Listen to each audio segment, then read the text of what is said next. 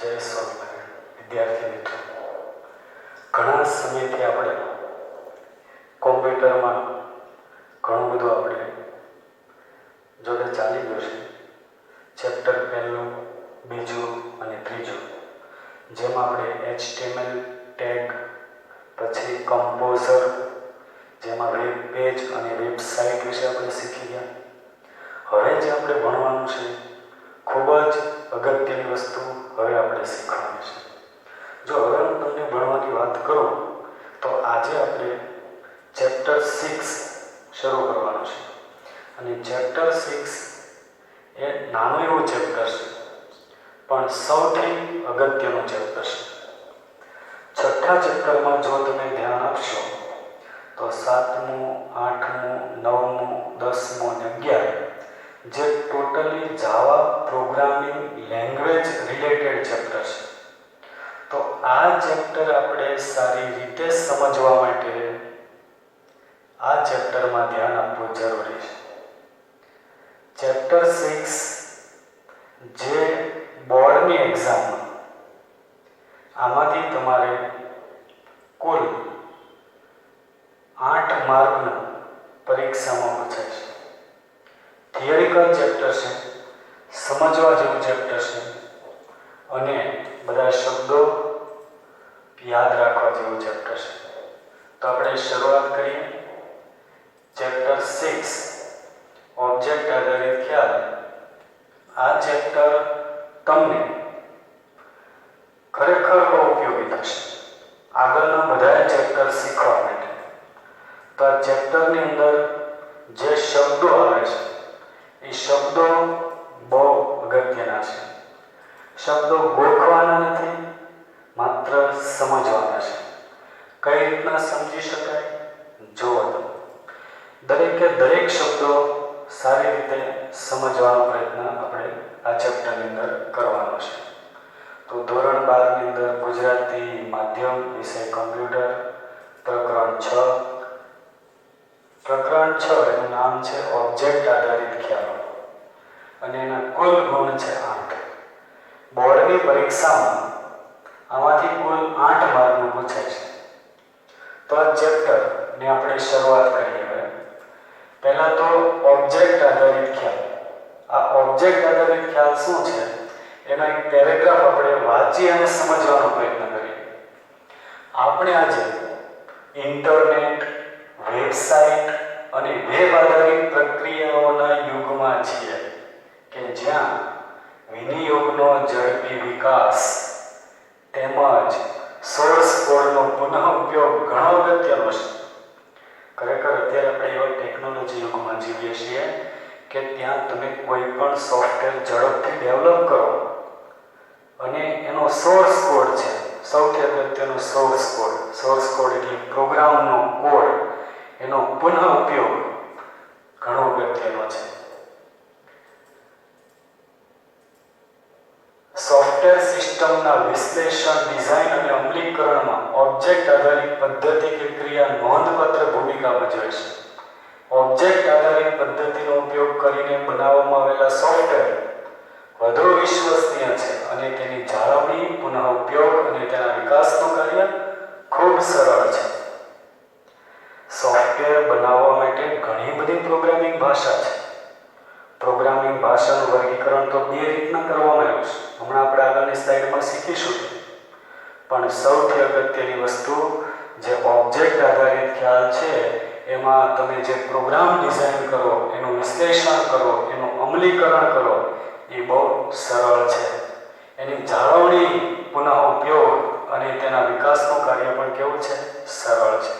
સૌથી અગત્યનું કે ઓબ્જેક્ટ આધારિત પ્રોગ્રામિંગ ભાષાનો ઉપયોગ કરી તમે જે સોફ્ટવેર બનાવશો એ વધુ વિશ્વસનીય છે. આ પ્રકરણમાં આપણે ઓબ્જેક્ટ આધારિત ખ્યાલોની સામાન્ય સમજ આપેલી છે. જાવા પ્રોગ્રામિંગ ભાષાનો ઉપયોગ કરીને આ ખ્યાલોનું અમલીકરણ હવે પછીના પ્રકરણોમાં આવરી લેવામાં આવ્યું છે. એટલે આ પ્રકરણમાં આપણે માત્ર ઓબ્જેક્ટ આધારિત ખ્યાલો વિશે સમજીશું. જ્યારે તમે 7મા ચેપ્ટરથી શરૂઆત કરશો, જેમાં જાવા પ્રોગ્રામિંગ ભાષા શીખવાની છે, એટલે જાવા પ્રોગ્રામિંગ ભાષામાં એનું અમલીકરણ આપણે નેક્સ્ટ ચેપ્ટરથી શીખીશું. પરિચય તો કે ઓબ્જેક્ટ આધારિત પ્રોગ્રામિંગ ભાષાની શરૂઆત 1960ના સમયગાળામાં થઈ. ઓબ્જેક્ટ આધારિત પ્રોગ્રામિંગ ભાષાની શરૂઆત ક્યારે થઈ? 1960માં. તો શું કોઈ પણ પ્રોગ્રામિંગ ભાષાની શરૂઆત થાય તો તરત જ એનો અમલ થાય? નહીં. નેક્સ્ટ વાક્ય વાંચો. 1980ના દાયકાની મધ્યથી નવા સોફ્ટવેર બનાવવાની પ્રોગ્રામિંગની તે મુખ્ય પદ્ધતિ બની ગઈ. શરૂઆત 1960માં થઈ, પણ એ મુખ્ય પદ્ધતિ ક્યારે બની? 1980માં.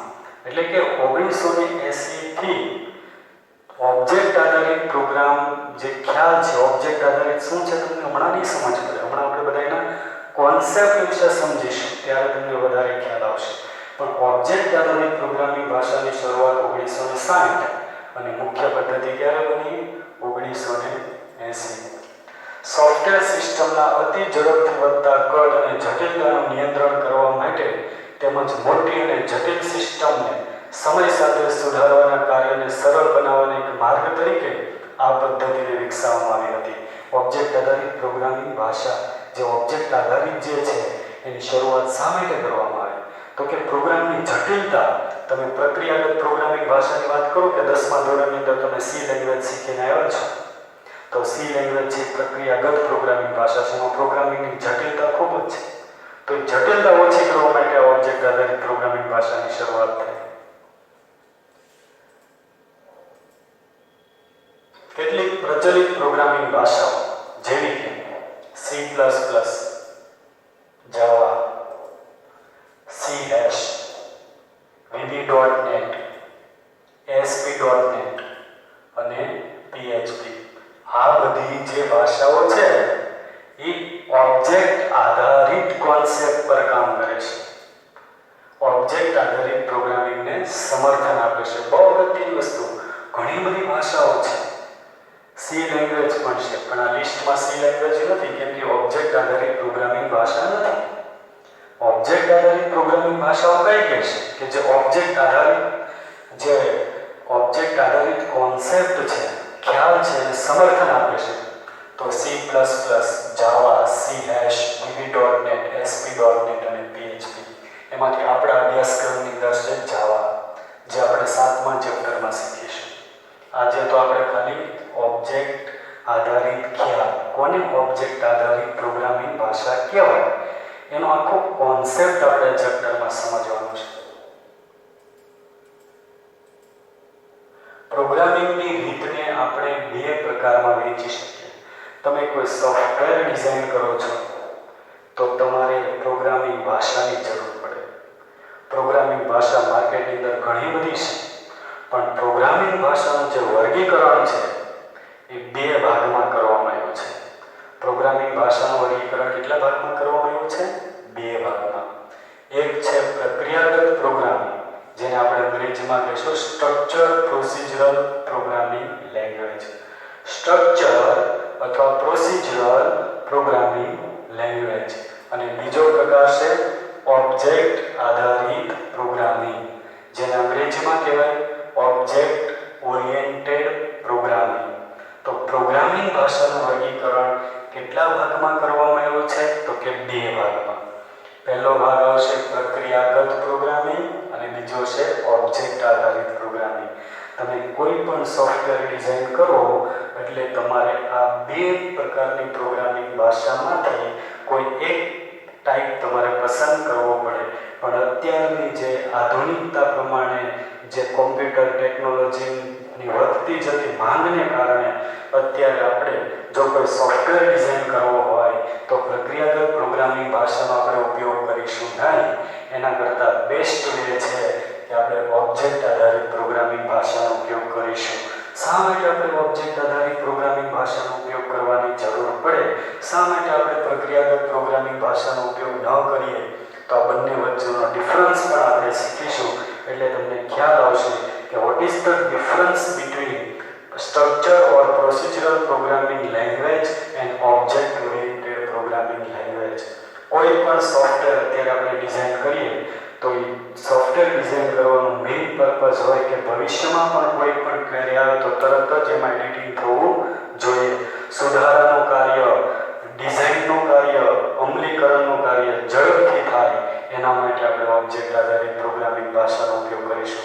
છતાં અંદર આપણને જે ડિસ્કસ કરેલો છે આપણી ટેક્સ્ટબુકની અંદર એ આપણે ખાસ સમજવાનું છે. તો પ્રક્રિયાગત પ્રોગ્રામિંગ ભાષા કોને કહેવાય? પ્રક્રિયાગત પ્રોગ્રામિંગ ભાષાઓ કઈ કઈ છે? તો પ્રક્રિયાગત પ્રોગ્રામિંગમાં આપણું કેન્દ્ર બિંદુ ડેટા ઉપરની કાર્યપ્રણાલી તેમજ પ્રક્રિયાઓ લખવામાં કેન્દ્રિત રહે છે. જો તમે પ્રક્રિયાગત પ્રોગ્રામિંગ ભાષાનો ઉપયોગ કરી અને સોફ્ટવેર ડિઝાઇન કરો છો તો તમારો મુખ્ય હેતુ શું હોય? તો કે તમારો મેઇન એમ એ હોય કે તમે ફંક્શન બનાવો. ફંક્શન એટલે કે કાર્યપ્રણાલી બનાવો અને એની પર કઈ કઈ ક્રિયાઓ કરવાની છે. એટલે આપણું મેઇન ધ્યાન ક્યાં કેન્દ્રિત કરવામાં આવે છે? કાર્યપ્રણાલિકાઓ પર, કે કયા કયા કાર્યો આપણે કરીશું તે. ઉદાહરણ તરીકે પુસ્તકાલય વિનિયોગ સોફ્ટવેર માટે આપણે પુસ્તકાલયના વિનિયોગની બધી પ્રક્રિયાઓ બાબત વિચારીશું અને આપણું ધ્યાન, સપોઝ તમે લાઇબ્રેરી મેનેજમેન્ટને લગતો સોફ્ટવેર બનાવો છો, લાઇબ્રેરી મેનેજમેન્ટ કે આપણી સ્કૂલની અંદર જે લાઇબ્રેરી છે એ લાઇબ્રેરી આખી કમ્પ્યુટરાઇઝ કરવી છે. તો એના માટે આપણે શું કરશું? સપોઝ આપણી પાસે બે ટાઈપની પ્રોગ્રામિંગ ભાષા છે, તો પ્રક્રિયાગત પ્રોગ્રામિંગ ભાષા અને બીજું ઓબ્જેક્ટ આધારિત પ્રોગ્રામિંગ ભાષા. જો તમે પ્રક્રિયાગત પ્રોગ્રામિંગ ભાષાનો ઉપયોગ કરી અને લાઇબ્રેરી મેનેજમેન્ટને લગતો સોફ્ટવેર બનાવશો તો તમારું ધ્યાન બધી પ્રક્રિયાઓ પર હશે.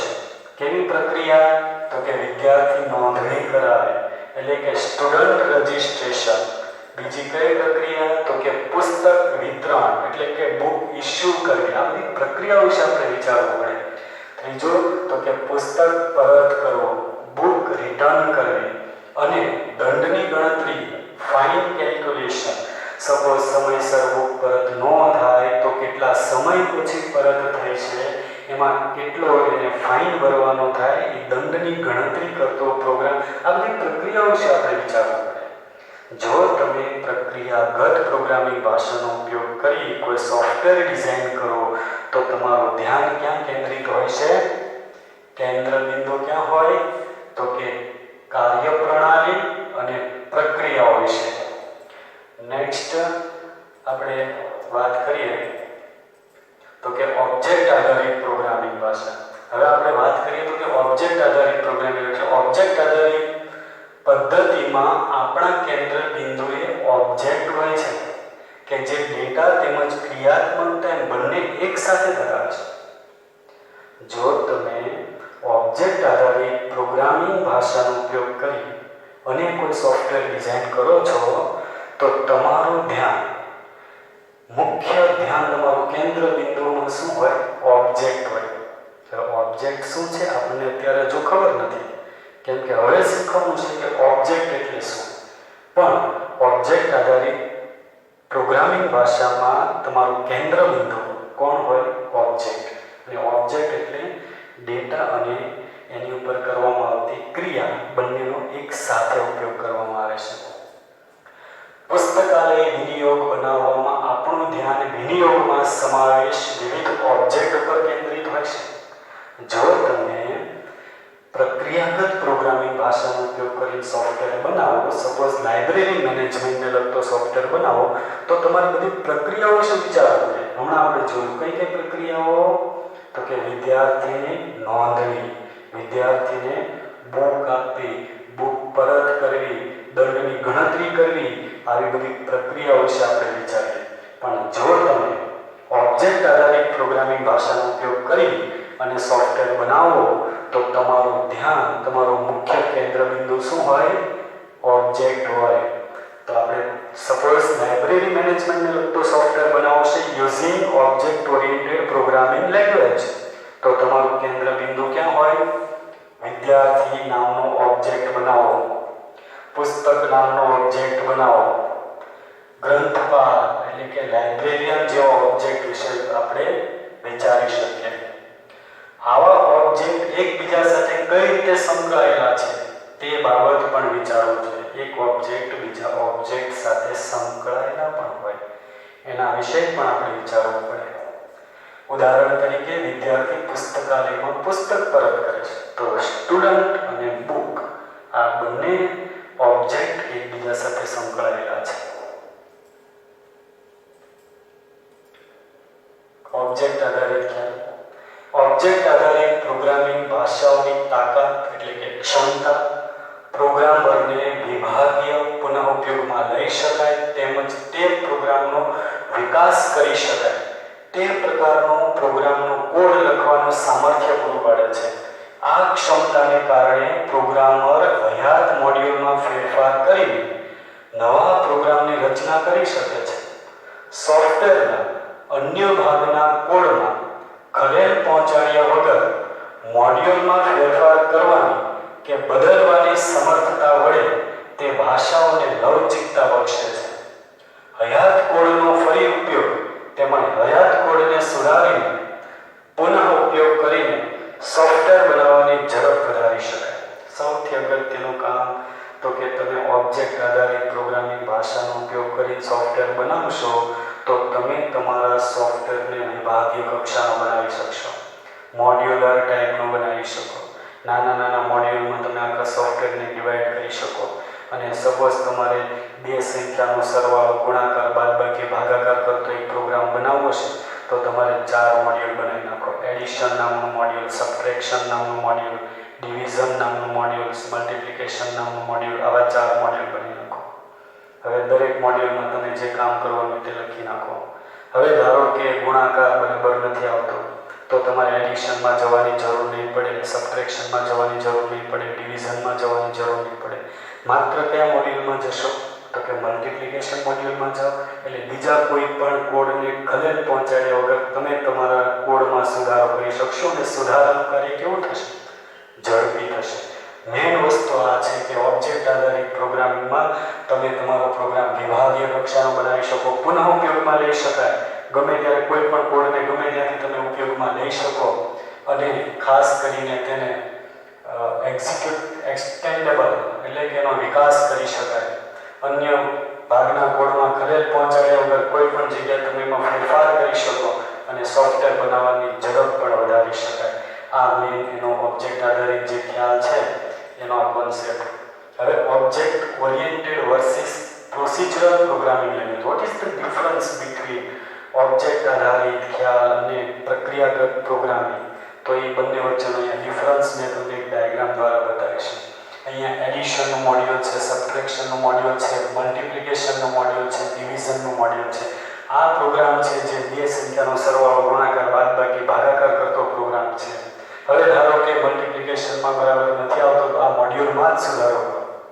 આ પણ પ્રોગ્રામ છે જે બે સંખ્યાનો સરવાળો ગુણાકાર બાદબાકી ભાગાકાર કરે છે, પણ આમાં સરવાળો ક્યાં લખ્યો છે, ગુણાકારનું ક્યાં લખ્યું છે, ભાગાકારનું ક્યાં લખ્યું છે, ડિવિઝનનું ક્યાં લખ્યું કંઈ ખબર પડતી નથી.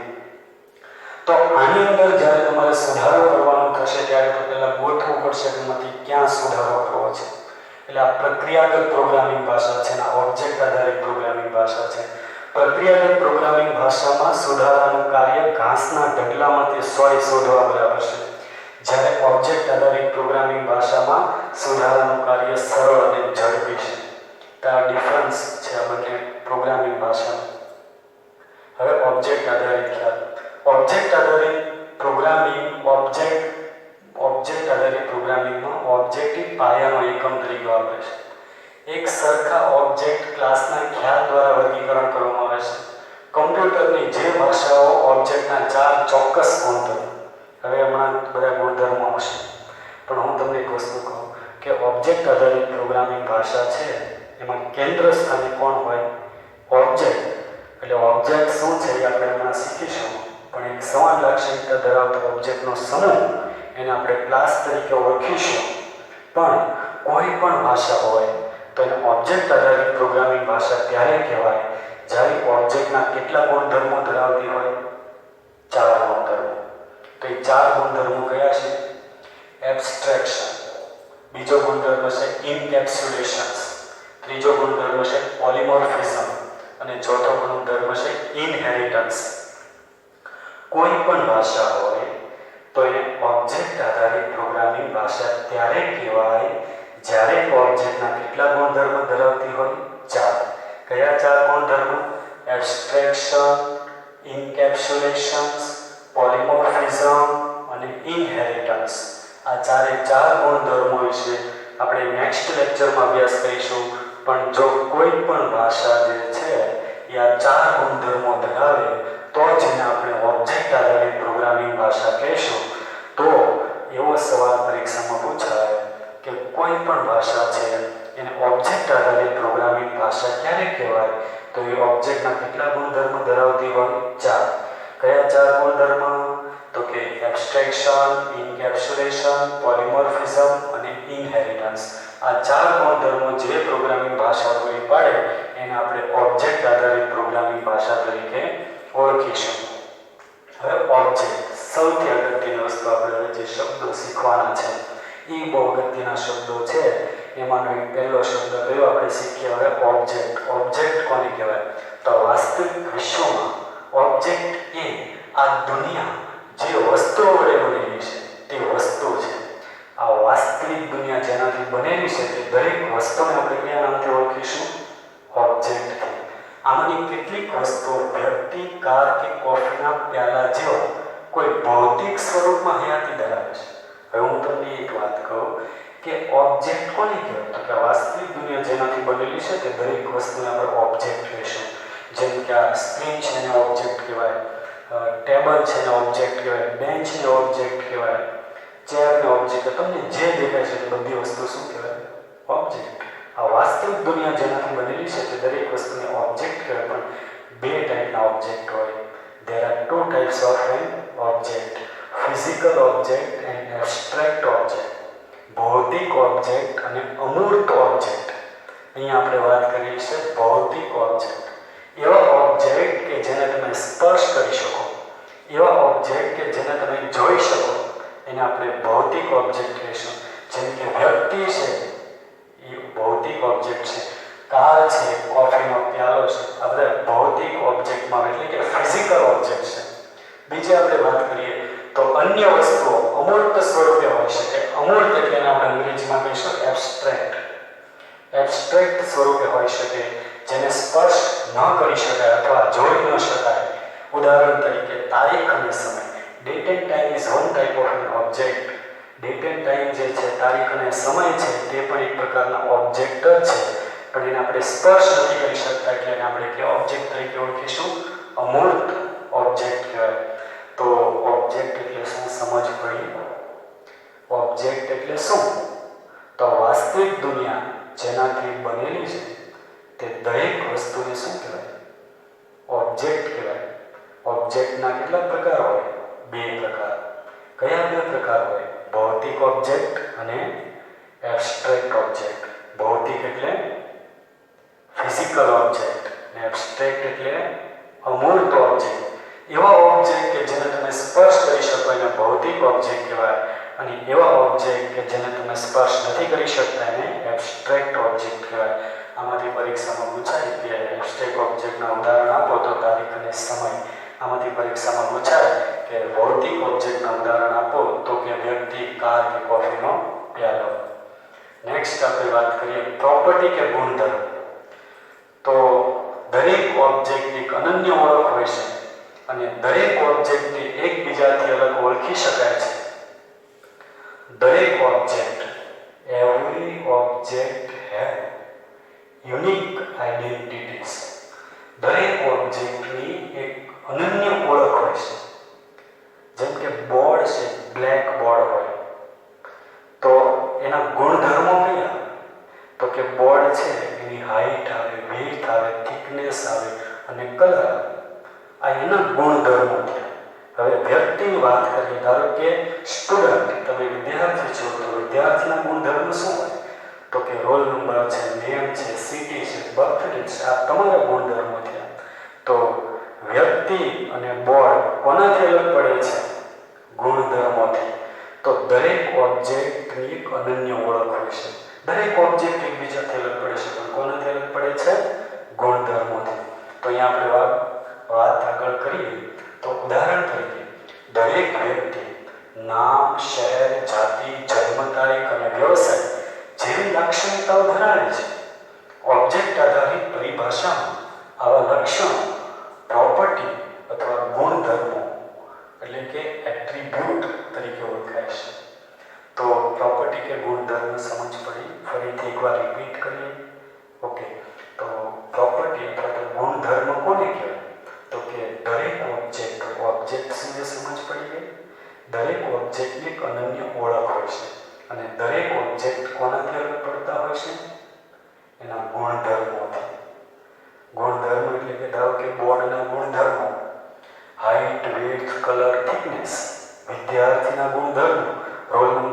City, birthday, gender.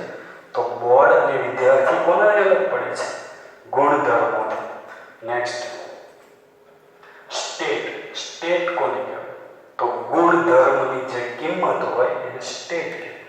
હવે ધારો કે વિદ્યાર્થી છે એનો એક ગુણધર્મ છે રોલ નંબર, બીજો ગુણધર્મ છે નેમ, ત્રીજો ગુણધર્મ છે સિટી.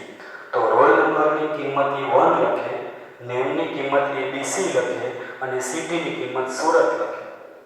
તો સુરત, ABC1 આ બધાને શું કહેવાય? સ્ટેટ. સ્ટેટ એટલે ગુણધર્મની કિંમત. એક વ્યક્તિ બીજી વ્યક્તિથી અલગ પાડવા માટે આપણે તેની લાક્ષણિકતાની કિંમતનો ઉપયોગ કરીએ છીએ.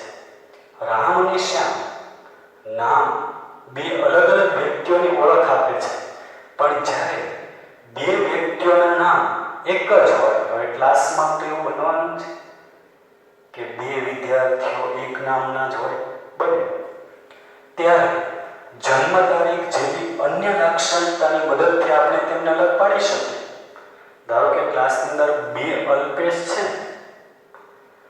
પણ હવે એને અલગ કઈ રીતના પડે? તો એની જન્મ તારીખ સમાન નહીં હોય એટલે જન્મ તારીખથી અલગ પડે. ધારો કે જન્મ તારીખ સમાન હોય તો રોલ નંબર સમાન નહીં હોય, રોલ નંબર તો બધાને કેવા હોય? અલગ જ હશે. એટલે કે લાક્ષણિકતા જે છે જ્યારે સમાન હોય ત્યારે લાક્ષણિકતાની કિંમત બહુ અગત્યની હોય.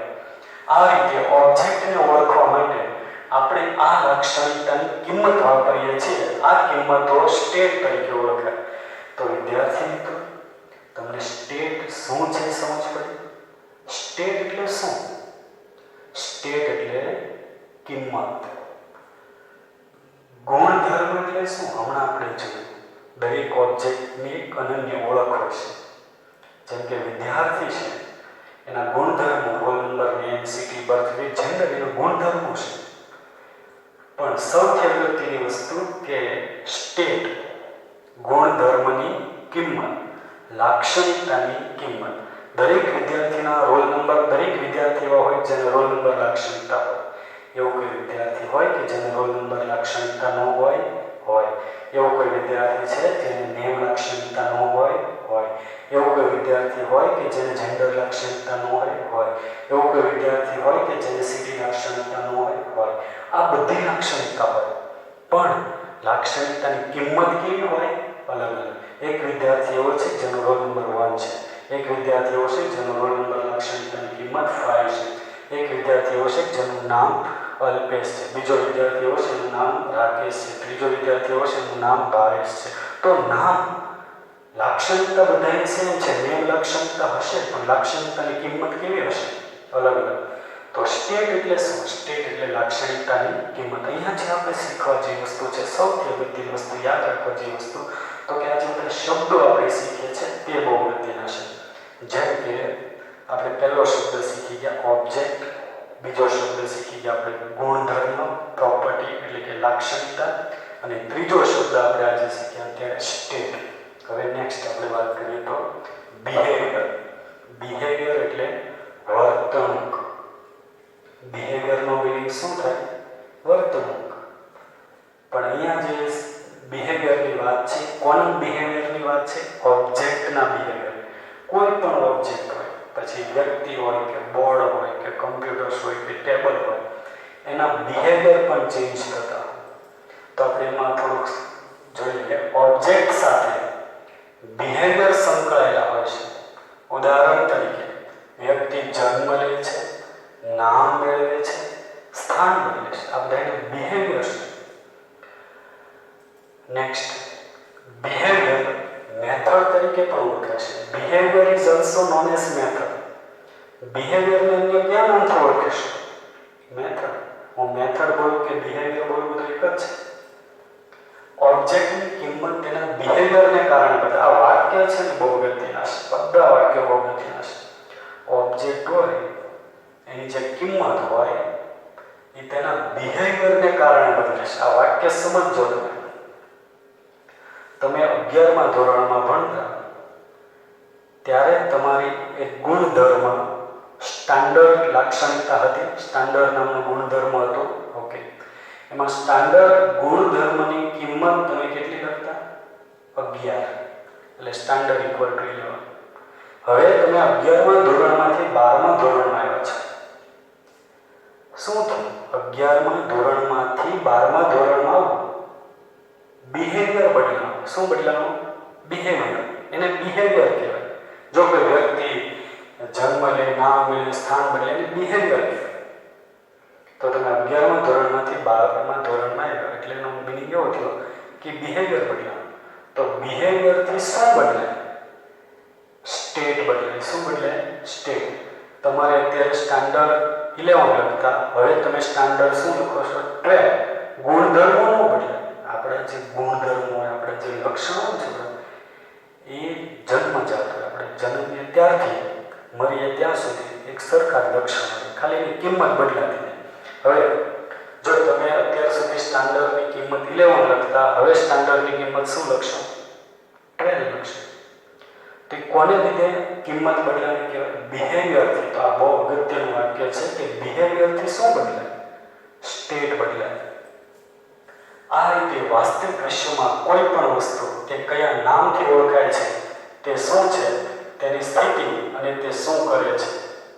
એટલે કોઈ પણ ઓબ્જેક્ટ હોય તે કયા નામથી ઓળખાય છે, એટલે કે દરેક ઓબ્જેક્ટની આઈડેન્ટિટી હોય, એની યુનિક આઈડેન્ટિટી હોય, એની સ્થિતિ હોય, એટલે કે એની સ્ટેટ હોય, એની કિંમત હોય, અને તે શું કરે છે, બિહેવિયર હોય, તેના દ્વારા વર્ણવી શકાય.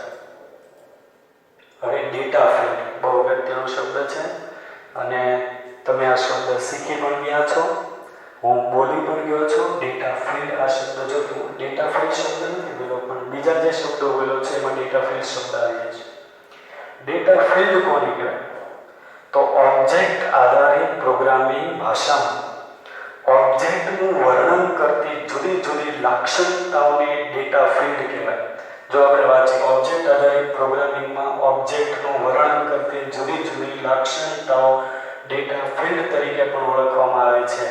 તો તમે લાક્ષણિકતાને એટ્રીબ્યુટ પણ કહી શકો, ગુણધર્મ પણ કહી શકો, પ્રોપર્ટી પણ કહી શકો અને ડેટા ફિલ્ડ પણ કહી શકો. ધારો કે વિદ્યાર્થી છે તો વિદ્યાર્થીનું વર્ણન આપણે કરવું હોય તો roll number, name, city, birth rate, gender આ બધી લાક્ષણિકતા છે એને આપણે કયા નામથી ઓળખીશું? ડેટા ફિલ્ડથી. તો ડેટા ફિલ્ડ એટલે શું? ઓબ્જેક્ટ આધારિત પ્રોગ્રામિંગ ભાષામાં ઓબ્જેક્ટનું વર્ણન કરતી, કોઈ પણ ઓબ્જેક્ટ હોય એનું વર્ણન કરતી જુદી જુદી લાક્ષણિકતાઓ છે એને આપણે કયા નામથી ઓળખીશું? ડેટા ફિલ્ડથી. પછી નેક્સ્ટ આપણે આવશે મેમ્બર કે ફીચર. છોરા આ ચેપ્ટર એવો છે કે એમાં જે શબ્દો છે એ શબ્દો બહુ અગત્યના છે. શબ્દ એકવાર માઇન્ડમાં સેટ થઈ જશે એટલે તમને આગળના ચેપ્ટર છે બહુ ઇઝી લાગશે. શબ્દો પણ બહુ ઇઝી છે, એટલા બધા અઘરા પણ નથી. ફરીથી હું તમને રિપીટ કરી દઉં, શબ્દો કદાચ ખબર ન પડી હોય આગળ શું ચાલ્યું છે તે. પ્રથમ શબ્દ આપણે શીખ્યા ઓબ્જેક્ટ. આ વાસ્તવિક દુનિયા જેનાથી બનેલી છે તે દરેક વસ્તુને શું કહેવાય? ઓબ્જેક્ટ કહેવાય. ઓબ્જેક્ટ બે પ્રકારના હોય, એક તો ભૌતિક ઓબ્જેક્ટ અને અમૂર્ત ઓબ્જેક્ટ. એવા ઓબ્જેક્ટ કે જેને આપણે સ્પર્શ કરી શકીએ એને ભૌતિક ઓબ્જેક્ટ કહેવાય. વ્યક્તિ હોય, કાર હોય કે કોફીનો કપ હોય, એવા ઓબ્જેક્ટ કે જેને આપણે સ્પર્શ નથી કરી શકતા એને અમૂર્ત ઓબ્જેક્ટ કહેવાય, જેમ કે તારીખ અને સમય. બીજો શબ્દ આપણે શીખી ગયા પ્રોપર્ટી કે એટ્રીબ્યુટ. પ્રોપર્ટી બોલો કે એટ્રીબ્યુટ બોલો કે લાક્ષણિકતા બોલો કે ગુણધર્મ બધું એક જ છે. તો દરેક ઓબ્જેક્ટ એક અનન્ય ઓળખ હોય છે અને દરેક ઓબ્જેક્ટ એની લાક્ષણિકતાથી અલગ પડતા હોય છે. તો એની લાક્ષણિકતાને આપણે ગુણધર્મ, એટ્રીબ્યુટ અથવા પ્રોપર્ટી તરીકે ઓળખી શકીએ. અને ત્રીજો શબ્દ આપણે શીખી ગયા સ્ટેટ. સ્ટેટ કોને કહેવાય? તો કે દરેક ઓબ્જેક્ટ છે, ધારો કે સમાન ઓબ્જેક્ટ હોય તો એની લાક્ષણિકતાઓ પણ સમાન હોય, ત્યારે ઓબ્જેક્ટ કોનાથી અલગ પડે? તો એની લાક્ષણિકતાની કિંમતથી. તો લાક્ષણિકતાની કિંમતને શું કહેવાય? સ્ટેટ કહેવાય. પછી આપણે એક શબ્દ શીખી ગયા તો કે ડેટા બિહેવિયર. દરેક ઓબ્જેક્ટ જે છે એનું બિહેવિયર હોય છે, સમયાંતરે એનું બિહેવિયર ચેન્જ થતું હોય છે. જેમ કે કોઈ વ્યક્તિ છે એ નામ ધારણ કરે છે, જન્મ લે છે, નામ ધારણ કરે, શાળામાં પ્રવેશ કરે છે, આ બધા એના બિહેવિયર છે. અને behaviour is also known as method. બિહેવિયરને કયા નામથી ઓળખવામાં આવે છે? તો કે મેથડથી. અને કોઈ પણ બિહેવિયર જે છે એનાથી સ્ટેટ બદલે. એટલે કે તમે સ્ટાન્ડર્ડ 11 લખતા હોય, સ્ટાન્ડર્ડ 12 લખો છો તો 11ની સ્ટેટ છે પણ સ્ટેટ છે તો એ સ્ટેટ કોની રીતે બદલાનું? બિહેવિયરથી. 11મા ધોરણમાંથી 12મા ધોરણમાં આવું એને બિહેવિયર કહેવાય. એમ પછી આપણે એક શબ્દ શીખી ગયા ડેટા ફ્રેમ, તો કે ઓબ્જેક્ટ આધારિત પ્રોગ્રામિંગ ભાષામાં ઓબ્જેક્ટનું વર્ણન કરતી જુદી જુદી લાક્ષણિકતાઓ છે એને આપણે કયા નામથી ઓળખીશું? Data frame. અને હવે આપણે એક શબ્દ શીખવાનો છે મેમ્બર કે ફીચર. તમને એટ્રીબ્યુટ ખબર છે? ઓબ્જેક્ટનું વર્ણન કરતી જુદી જુદી લાક્ષણિકતા, જેને ગુણધર્મો પણ કહેવાય, એટ્રીબ્યુટ પણ કહેવાય. એટ્રીબ્યુટ ખબર છે? લાક્ષણિકતા ખબર છે? ઓકે. તો ડેટા એટ્રીબ્યુટ્સ અને બિહેવિયર કે method. Behaviour is also known as method. તમે બિહેવિયર બોલો, મેથડ બોલો, બંને એક જ છે. તો બિહેવિયર અને મેથડ, અને નહીં બોલી શકાય પણ બિહેવિયર કે મેથડ. તો બિહેવિયર કે મેથડ અને ડેટા એટ્રીબ્યુટ્સ આ બંનેનું કોમ્બિનેશન, એનો સામૂહિક ઉપયોગ, એને આપણે કયા નામથી ઓળખીશું? મેમ્બર કે ફીચર્સ. તો અંદર શું લીધું જોઈએ આપણે? ઓબ્જેક્ટ સાથે સંકળાયેલા વિવિધ ડેટા એટ્રીબ્યુટ અને બિહેવિયર મેથડને સામૂહિક રીતે તેના મેમ્બર કે ફીચર તરીકે ઓળખવામાં આવે છે. તો ડેટા એટ્રીબ્યુટ અને બિહેવિયર મેથડનો એક સાથે ઉપયોગ કરવામાં આવે તો એને આપણે કયા નામથી ઓળખીશું? તો કે મેમ્બર કે ફીચર્સ. હવે નેક્સ્ટ આપણે જોઈએ અર્થપૂર્ણ ઓબ્જેક્ટ. છોકરા, તમે કોઈ પણ સોફ્ટવેર ડિઝાઇન કરો છો યુઝિંગ ઓબ્જેક્ટ આધારિત પ્રોગ્રામિંગ ભાષા.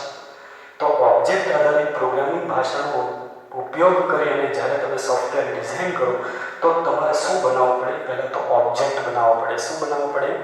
ઓબ્જેક્ટ. એ ઓબ્જેક્ટ કેવા હોવા જોઈએ? અર્થપૂર્ણ હોવા જોઈએ. જ્યારે આપણે કોઈ સોફ્ટવેર વિનિયોગની રચના કરીએ છીએ ત્યારે આપણે જે ઓબ્જેક્ટ પસંદ કરીએ તે વિનિયોગ માટે અર્થપૂર્ણ હોવા જોઈએ.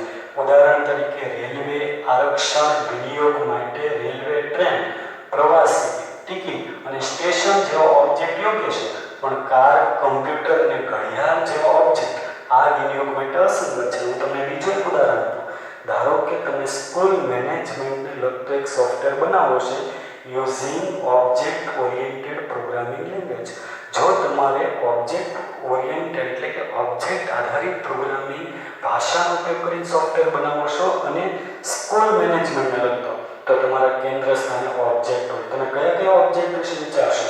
એક સ્ટુડન્ટ નામનો ઓબ્જેક્ટ, એક ટીચર નામનો ઓબ્જેક્ટ, એટેન્ડન્સ નામનો ઓબ્જેક્ટ, ટાઈમ ટેબલ નામનો ઓબ્જેક્ટ, માર્કશીટ એટલે કે રિઝલ્ટ નામનો ઓબ્જેક્ટ, ફી નામનો ઓબ્જેક્ટ. આ બધા ઓબ્જેક્ટ વિશે વિચારશો. પણ શું તમે એમાં સપ્લાયર નામનો ઓબ્જેક્ટ બનાવશો? પ્રોડક્ટ નામનો ઓબ્જેક્ટ બનાવશો? નહીં, કેમ કે આપણે દુકાન લઈને બેઠા હોય તો આ ઓબ્જેક્ટ વિશે વિચારી શકાય. એટલે ઓબ્જેક્ટ આધારિત પ્રોગ્રામિંગ ભાષાનો ઉપયોગ કરીને તમે સોફ્ટવેર બનાવો તો એ ઓબ્જેક્ટ કેવા હોવા જોઈએ? અર્થપૂર્ણ ઓબ્જેક્ટ હોવા જોઈએ. નેક્સ્ટ બહુ અગત્યની વસ્તુ શીખવાની છે ક્લાસ. સૌથી અગત્યની વસ્તુ જો આપણે કોઈ શીખવાની હોય ઓબ્જેક્ટ આધારિત પ્રોગ્રામિંગ ભાષામાં તો તે છે ક્લાસ. ક્લાસ કોને કહેવાય? તો જનરલી આપણે જાણતા હોઈએ કે આપણે અહીંયા તમે બધા વિદ્યાર્થીઓ બેઠા છો તો એને ક્લાસ જ કહેવાય. જ્યાં વિદ્યાર્થીઓનો સમૂહ હોય એને શું કહેવાય? ક્લાસ. તો વિદ્યાર્થીઓ શું છે? ઓબ્જેક્ટ છે. શું છે? ઓબ્જેક્ટ. પણ કેવા ઓબ્જેક્ટ છે? તો એક સમાન લાક્ષણિકતા ધરાવતા ઓબ્જેક્ટ. તો એક સમાન લાક્ષણિકતા ધરાવતા ઓબ્જેક્ટના સમૂહને શું કહેવાય? ક્લાસ કહેવાય. તો વોટ ઇઝ ક્લાસ? ક્લાસ કોને કહેવાય? અને જો સૌથી અગત્યની વસ્તુ ધ્યાન આપજો, ઓબ્જેક્ટ આધારિત પ્રોગ્રામિંગ ભાષા કોઈ પણ તમે લઈ લો એમાં તમારે ક્લાસ બનાવવાના આવે. અને ક્લાસની અંદર હોય શું? તો કે ક્લાસની અંદર હોય ઓબ્જેક્ટ. અને કેટલા ઓબ્જેક્ટ હોય? ઘણા બધા. અને કેવા ઓબ્જેક્ટ હોય? એક સમાન લાક્ષણિકતા ધરાવતા ઓબ્જેક્ટ હોય. એટલે ક્લાસની અંદર જેટલા વિદ્યાર્થીઓ બેઠા હોય બધાની લાક્ષણિકતા કેવી હોય? સમાન હોય. રોલ નંબર હોય બધાને હોય. નામ લાક્ષણિકતા હોય બધાને. જેન્ડર લાક્ષણિકતા હોય બધાને. સિટી લાક્ષણિકતા હોય બધાને. તો બધાની લાક્ષણિકતા કેવી થાય? સમાન. તો એક સમાન લાક્ષણિકતા ધરાવતા ઓબ્જેક્ટના સમૂહને આપણે શું કહીશું? ક્લાસ કહીશું. તો કેટલાક ઓબ્જેક્ટ એક સરખી લાક્ષણિકતા અને બિહેવિયર ધરાવતા હોય છે, પણ ફક્ત તેના સ્ટેટ એટલે કે ડેટાની કિંમત એકબીજાથી જુદા પડે છે. ઓબ્જેક્ટ આધારિત પદ્ધતિ ક્લાસના ખ્યાલનો ઉપયોગ કરે છે જે ફક્ત તેના એટ્રીબ્યુટની કિંમતોથી જ અલગ હોય છે. તેવા અમૂર્ત સમકક્ષ ઓબ્જેક્ટને અભિવ્યક્ત કરવા સમર્થ બનાવે છે. સૌથી અગત્યની વસ્તુ કે આપણે કીધું, હમણાં આગળ જ કીધું કે દરેક ઓબ્જેક્ટની એક અનન્ય ઓળખ હોય. કેવી ઓળખ હોય? અનન્ય. ઓબ્જેક્ટ કોનાથી અલગ પડે? લાક્ષણિકતાથી. પણ અહીંયા તો બધાની લાક્ષણિકતા કેવી હોય? ક્લાસની અંદર આવેલા તમામ ઓબ્જેક્ટની લાક્ષણિકતા કેવી હોય? સમાન હોય. તો સમાન લાક્ષણિકતા ધરાવતા ઓબ્જેક્ટના સમૂહને શું કહેવાય? ક્લાસ કહેવાય. તો ક્લાસની અંદર જેટલા ઓબ્જેક્ટ હોય એ કોનાથી અલગ પડે? સ્ટેટથી. કોનાથી અલગ પડે? સ્ટેટ. સ્ટેટ એટલે શું? તો કે લાક્ષણિકતાની કિંમત. આ સૌથી અગત્યનું વાક્ય છે, ધ્યાનથી સાંભળજો. સમાન લાક્ષણિકતા ધરાવતા ઓબ્જેક્ટના સમૂહને શું કહેવાય? ક્લાસ કહેવાય. ક્લાસની અંદર આવેલા ઓબ્જેક્ટોની લાક્ષણિકતા કેવી હોય? સમાન હોય. પણ મેં આગળ કીધું ને, દરેક ઓબ્જેક્ટની કેવી ઓળખ હોય? અનન્ય ઓળખ હોય. કેવી ઓળખ હોય? અનન્ય. દરેક ઓબ્જેક્ટ કોનાથી અલગ પડે? લાક્ષણિકતાથી અલગ પડે. પણ અહીંયા તો બધાની લાક્ષણિકતા કેવી છે? સમાન છે. તો અહીંયા ઓબ્જેક્ટ કોનાથી અલગ પડશે? સમાન લાક્ષણિકતા ધરાવતા ઓબ્જેક્ટ કોનાથી અલગ પડે? તો કે લાક્ષણિકતાની કિંમતથી અલગ પડે. એટલે ક્લાસની અંદર ઓબ્જેક્ટ કોનાથી અલગ પડે? તો કે સ્ટેટથી અલગ પડે. કોનાથી અલગ પડશે? સ્ટેટથી. નેક્સ્ટ ક્લાસ વિશે શીખવાનું છે. ક્લાસને અનેક જુદા જુદા ઓબ્જેક્ટની એક બ્લુપ્રિન્ટ તરીકે ગણી શકાય. ક્લાસ એક બ્લુપ્રિન્ટ કહેવાય. અલગ અલગ ઓબ્જેક્ટ. ટૂંકમાં ક્લાસની અંદર ઘણા બધા ઓબ્જેક્ટ હોય. બધા ઓબ્જેક્ટની બ્લુપ્રિન્ટ, એને આપણે શું કહીશું? ક્લાસ. ક્લાસ એ સમાન લક્ષણો ધરાવતા બહુવિધ ઓબ્જેક્ટની ટેમ્પલેટ છે. Class is one type of template. અને બધાની લક્ષણો કેવા હોય? સમાન હોય. તે એક સમાન એટ્રીબ્યુટ અને બિહેવિયર ધરાવતા વિવિધ ઓબ્જેક્ટનું એક જૂથ છે. એટલે ક્લાસની અંદર બધા ઓબ્જેક્ટ જે હોય એ બધાના એટ્રીબ્યુટ કેવા હોય? સમાન. બિહેવિયર પણ કેવા હોય? સમાન. એક જ ક્લાસના જુદા જુદા ઓબ્જેક્ટનો સિમેન્ટિક હેતુ એક સરખો હોય. આ બહુ અગત્યનું વાક્ય. એક જ ક્લાસના જુદા જુદા ઓબ્જેક્ટનો સિમેન્ટિક હેતુ એટલે કે સિમેન્ટિક પર્પસ એક સરખો હોય. ક્લાસની અંદર બધા વિદ્યાર્થીઓ જે છે, કોઈ એવું તો લક્ષ્ય નથી વિદ્યાર્થીઓનું કે હું અહીંયા નાપાસ થવા માટે બેઠો છું. બધાનો મેઇન હેતુ એ છે કે આપણે સારા માર્ક્સ લાવવા છે. એમ ક્લાસની અંદર જે ઓબ્જેક્ટ હોય એ ઓબ્જેક્ટ કંઈ ને કંઈ આપણને પરિણામ આપતું હોય, પણ એનો સિમેન્ટિક પર્પસ કેવો હોય? સમાન હોય. આ સૌથી અગત્યનું વાક્ય છે. આ રીતે ક્લાસ એ કોઈ ચોક્કસ ઓબ્જેક્ટના જૂથની બધી જ સમાન લાક્ષણિકતાઓનો સમાવેશ કરવા માટેનો એક સર્વસાધારણ ખ્યાલ છે. ક્લાસ અને તેના ઓબ્જેક્ટનો તફાવત. જો અહીંયા આપણે એક ડાયાગ્રામ છે. કયો ક્લાસ છે? પર્સન. તો પર્સન ક્લાસની અંદર નેમ લાક્ષણિકતા, સિટી લાક્ષણિકતા, જેન્ડર, બર્થ ડેટ અને પ્રોફેશન. તો આ પાંચે પાંચ વ્યક્તિ છે. 1 2 3 4 અને 5. પાંચે પાંચ વ્યક્તિ છે. બધાને આ બધી લાક્ષણિકતા તો હોય જ. પણ આ વ્યક્તિ છે એનું નામ છે, એનું સિટી, એનું જેન્ડર, એની બર્થ ડેટ અને પ્રોફેશન. તો આનું જે નામ છે એ જ આનું નામ નહીં હોય. નામ અલગ હશે, એનું જેન્ડર, બર્થ ડેટ અલગ હશે, પછી એનું પ્રોફેશન અલગ હશે. એમ પાંચે પાંચ વ્યક્તિ છે એને ઓબ્જેક્ટ કહેવાય. અને આ બધા ઓબ્જેક્ટના સમૂહથી શું બને? ક્લાસ બને. તો ક્લાસની અંદર આવેલા તમામ ઓબ્જેક્ટની લાક્ષણિકતા કેવી હોય? સમાન. આ બધાની સમાન લાક્ષણિકતા છે, પણ એની કિંમત કેવી હશે? અલગ અલગ. ક્લાસ ડાયાગ્રામનો પરિચય. સૌથી અગત્યનો ટોપિક અને છેલ્લો ટોપિક, એટલે કે આ સેક્શનનો, આ ચેપ્ટરનો લાસ્ટ ટોપિક છે ક્લાસ ડાયાગ્રામ. ક્લાસ ડાયાગ્રામ એટલે શું? જ્યારે આપણે કોઈ સોફ્ટવેર બનાવવું હોય તો ડાયરેક્ટ સોફ્ટવેર ન બનાવવું પડે. કમ્પ્યુટરમાં બેસીને સોફ્ટવેર ડિઝાઇન ન થાય. ધારો કે તમારી ઘરે કોઈ લગ્ન પ્રસંગ હોય તો લગ્ન પ્રસંગમાં આપણે ઇન્વિટેશન કાર્ડ, એને આપણે કંકોત્રી કહીએ છીએ, કંકોત્રી છપાવવી પડે. અને કંકોત્રી છપાવવા માટે જે ગ્રાફિક્સનું કરતા હોય ત્યાં જઈને તમે એમ કહો ભાઈ કંકોત્રી છાપી નાખ, તો નહીં છાપે. એના માટે આપણે પહેલાં એક મેમો બનાવવો પડે. કોરા કાગળ પર એની ડિઝાઇન આપણે ઘરે બનાવવી પડે. વડીલો બેસે, બધા નામ લખે, કઈ વિગતો ક્યાં લખે, એનાથી ડિઝાઇન તૈયાર કરવી પડે. અને મેમો લઈને તમે જશો ગ્રાફિક્સનું કરતા હોય એને તમે આપો એટલે કમ્પ્યુટરની અંદર કોરલ ડ્રો કે પેજ મેકરમાં ફોટોશોપમાં જેમાં એને ડિઝાઇન બનાવી છે એમાં તમને ડિઝાઇન બનાવી આપશે. પણ એ મેમો બનાવ્યા પછી જ ડિઝાઇન બનાવશે. એમ છોકરાઓ જો સામાન્ય કંકોત્રી બનાવવી હોય તો પહેલાં મેમો બનાવવો પડે. એમ આપણે તો આખો સોફ્ટવેર ડિઝાઇન કરવો છે, આખું એપ્લિકેશન બનાવવી છે, મિની યોગ બનાવવી છે. તો એમના તમને મનમાં વિચાર આવ્યો કોમ્પ્યુટર પર બેસી જાવ એમ નહીં બને. તમારે એનું પ્લાનિંગ કરવું પડે, એની ડિઝાઇન તૈયાર કરવી પડશે.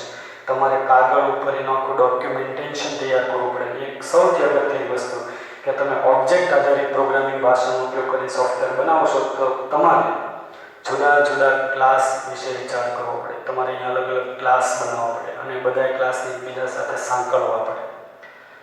તો તમારા સોફ્ટવેરની દ્રશ્યમાન આકૃતિ, તમારો સોફ્ટવેર કેવો બનશે એ સોફ્ટવેરની દ્રશ્યમાન